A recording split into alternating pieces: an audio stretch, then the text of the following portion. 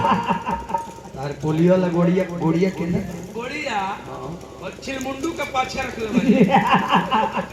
अब बताई लड़का के प्यार होई त लड़किए से न होई हाँ जी आगे पाड़ी से भैंस से होई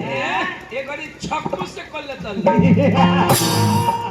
ये कहल कर जायज बात जाइज बा जायज बात हम ना काटी ना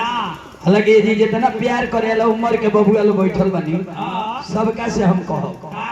हमारा भारत के धरती पर हाँ प्यार हो खबे ना करे ना होखे ये 5 गो चीज है कौन कौन प्रेम एक प्यार दो इश्क तीन मोहब्बत चार लव ए ई तो पांच भाई मानस जी